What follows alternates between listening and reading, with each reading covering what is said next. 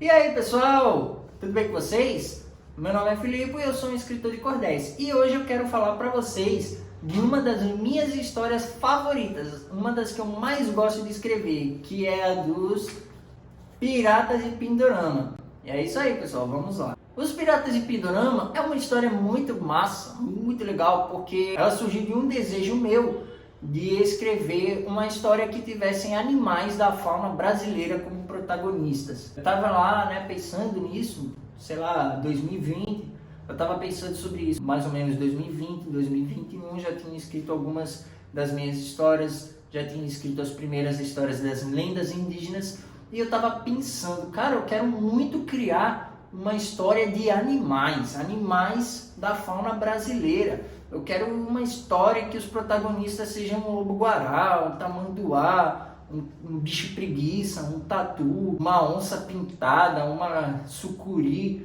Eu quero uma história assim. E aí eu ficava pensando nisso, pensando como é que eu vou fazer, como é que eu vou criar essa história. Mas ao mesmo tempo eu tinha um desejo muito grande de escrever uma história que se passasse na época do Império e fosse uma história de piratas.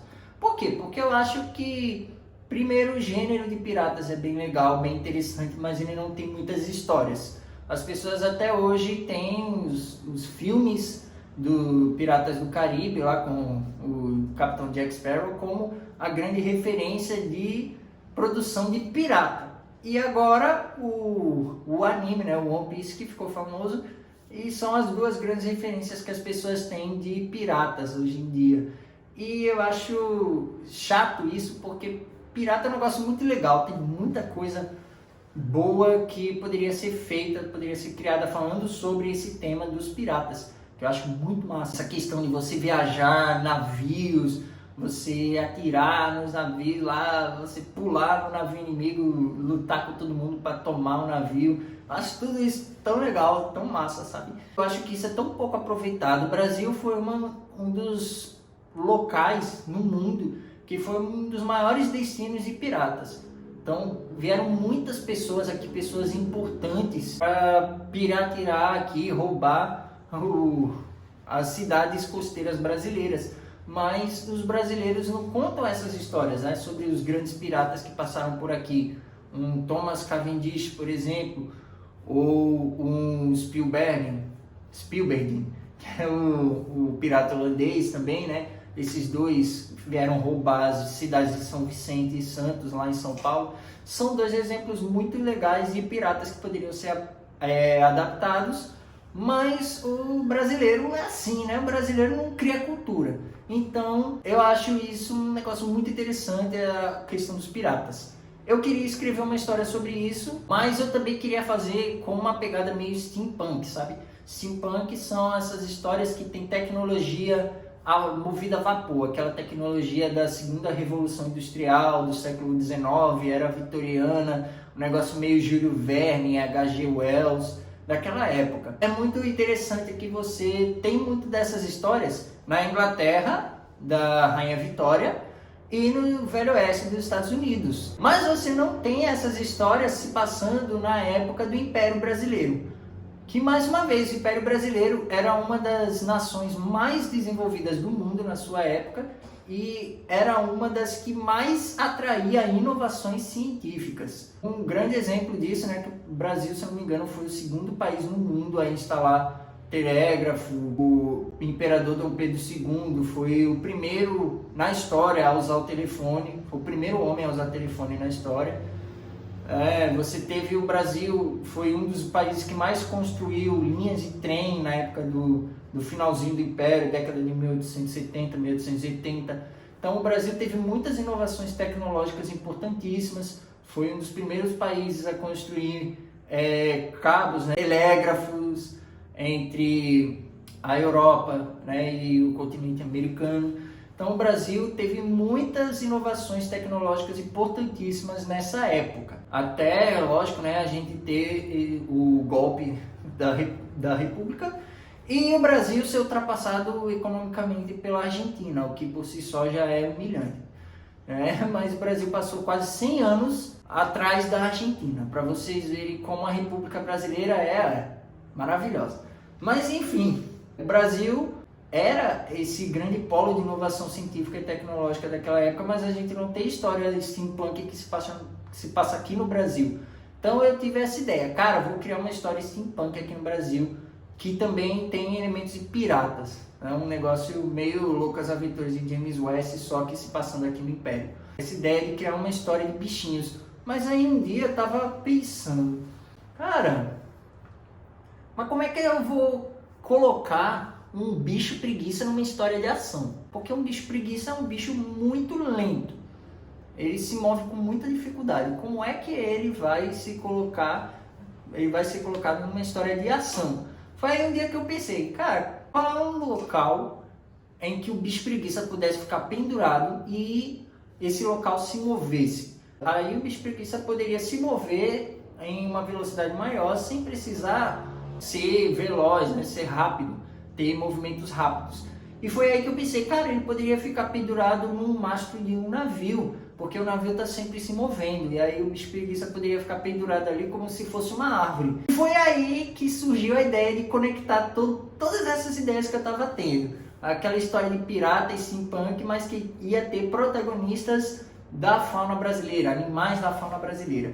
E foi aí que surgiram os Piratas de Pindorama. Os Piratas de Pindorama é uma história que dá mais para pegar um público infanto-juvenil, porque ele tem essa pegada mais infantil, até mesmo por ter animais como protagonistas.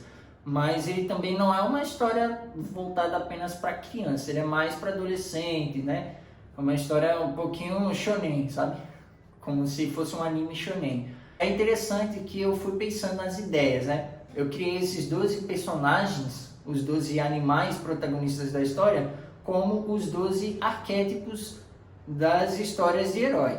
Então, vai ter um que é o arquétipo do herói, o outro vai ser o arquétipo do mago, o outro vai ser o arquétipo do sábio, o outro vai ser o arquétipo do brincalhão, o outro vai ser o arquétipo do criador, o outro vai ser o arquétipo da pessoa comum, né? E assim por diante. Cada um desses personagens é um dos 12 arquétipos. Além disso, eu pensei, cara, eu vou dar a eles superpoderes. Eles vão tomar também do Yasuka. Isso já vai criar uma conexão com o meu universo e nisso eles vão ganhar superpoderes. A história é muito simples. Pessoas, né, traficantes de escravos, capturaram alguns animais da fauna brasileira para levá-los para os zoológicos da Europa e ganhar um dinheirinho. Só que na passagem, né, eles estavam vindo da floresta amazônica, estavam passando pelo interior do sertão nordestino para poder chegar nos portos aqui do Nordeste para poder embarcar para a Europa. Nessa viagem eles passaram por Ingá, em Pernambuco, e ali próximo à Pedra do Ingá tinha uma fonte misteriosa que é o local em que a última porção de açúcar que tinha sido jogado fora por Tupi estava presente, só que ela estava ali meio que misturada com a água, mas ela era uma água mística que não evaporava com o sol, então ela estava ali há milhares de anos, desde a batalha de Tupi contra o seu tio Ariconte, que é a mesma que termina a história das lendas indígenas, a saga de Tupi. E aí esses animais acabam bebendo essa água. Eles secaram a água toda porque eles estavam com muita sede. Mas aí o que aconteceu é que o líder do bando ficou furioso com os animais e começou a bater neles.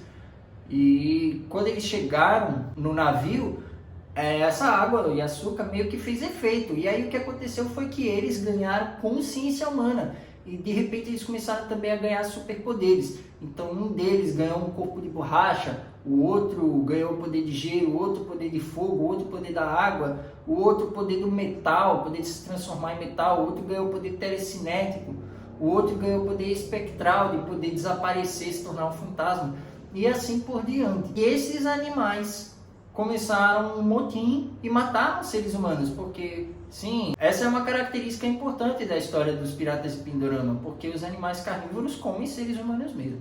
É normal, né? É a lei da natureza. Então eles mataram seres humanos, alguns eles comeram, outros eles jogaram ao mar. Só que o interessante é que eu não simplesmente coloquei esses personagens amiguinhos uns dos outros sem eles terem desenvolvido nenhum tipo de conexão. Não, como eles nunca desenvolveram nenhum tipo de conexão, eles estão sempre brigando no começo da história. E eles brigam, quando os carnívoros ficam com fome, eles tentam comer os outros animais. Aí vem uma batalha épica em que cada um usa o poder contra o outro. E aí acontece que os carnívoros acabam se separando dos outros animais, como meio que uma punição. Eles não podem ficar no navio, eles vão atrás da sua casa, né? Eles vão voltar para o seu lar. Enquanto os outros vão atacar a cidade de Salvador. E é interessante que esses personagens vão ter que passar por várias situações para poder surgir um vínculo, um elo entre eles, porque eles não têm elo, eles não são uma família que simplesmente está ali junto, não. Eles são estranhos que do nada têm que conviver juntos e eles no começo não se entendem. O que acontece é que esses animais liderados pela inteligência do AI, que é o bicho preguiça, passam a ter o alvo de irem do Nordeste brasileiro, tudinho até o Sul. Eles querem chegar no Sul do Brasil, lá no Alto Rio Uruguai, na divisa entre Rio Grande do Sul e Santa Catarina, lá nas montanhas da Serra Catarinense.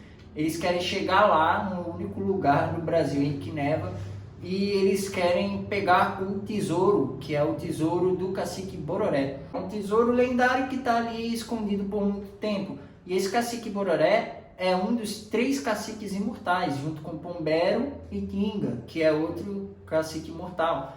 Ele é um cara que está vivo ali, que ele não morre de idade, mas ele pode morrer em batalha. Agora de idade ele não morre, é imortal. E o cacique Bororé está lá guardando esse tesouro numa casa sem portas, ali no Rio Uruguai, meio que nas montanhas, que foi um local deixado pelos jesuítas. E ele é um índio cristianizado. Então ele está ali guardando esse tesouro. E os piratas praticamente encontraram o One Piece deles, né? Eles dizem, não, a gente tem que ir atrás desse tesouro, porque quando a gente pegar esse tesouro, a gente vai ficar rico, muito rico e poderoso. Esse é o objetivo deles, né? Bem simples, é ir atrás do tesouro. E aí eles passam todas essas aventuras, toda essa história deles, eles indo atrás desse tesouro que fica no Alto Rio Uruguai, na divisa entre Santa Catarina e Rio Grande do Sul. E é isso, é um negócio bem simples. Mas no caminho, o AI, que é o cérebro da equipe, vai contando as histórias dos deuses indígenas, como os deuses indígenas, os deuses gregos e os deuses africanos meio que estavam ali juntos, contracenando várias histórias. Como, por exemplo, Bororé nasceu. Bororé já não é um índio propriamente dito, ele é mestiço.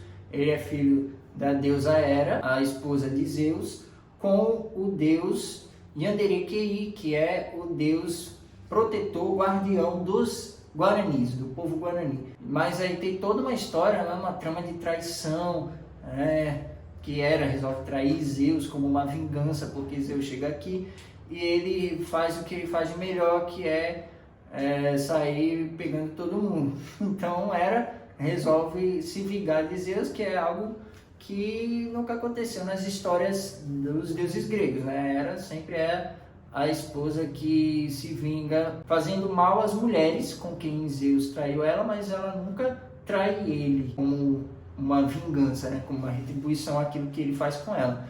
Aí eu vou para uma pegada mais diferente nessa história. E aí o fruto dessa traição é o cacique Bororé. Tem toda uma trama em que esses deuses gregos estão tentando conquistar o Brasil dos deuses indígenas e isso cria uma guerra entre eles, porque os deuses indígenas como Yanderequei são muito... eles têm essa questão, né, de nós não podemos deixar os deuses gregos nos dominarem, porque senão eles vão impor seus valores, sua cultura sobre nós, e nós temos que preservar nossos valores e a nossa cultura.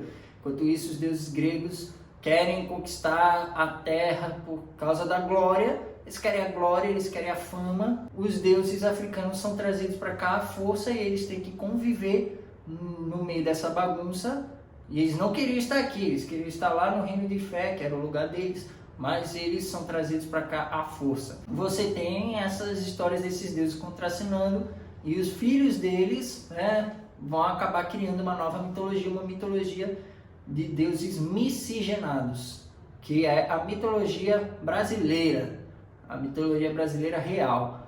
Esse é o meu objetivo, né, com essas histórias, é criar meio que uma mitologia brasileira, assim como Tolkien, no Senhor dos Anéis, o Silmarillion, no Hobbit, criou uma mitologia própria inglesa.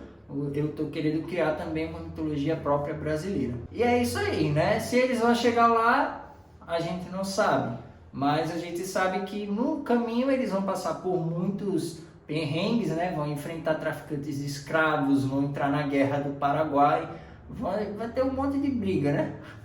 E eles vão passar por todas essas situações para poderem pegar esse tesouro. Eu ainda estou escrevendo a história e vai chegar ainda nessa parte. Então acompanhe a história para que vocês possam ficar por dentro quando saírem os novos capítulos. É isso aí, pessoal. Muito obrigado por assistir esse vídeo até aqui. Eu peço que vocês curtam, comentem, compartilhem, se inscrevam no canal e ativem o sininho das notificações para ficarem por dentro dos novos vídeos. Valeu, pessoal. Tchau.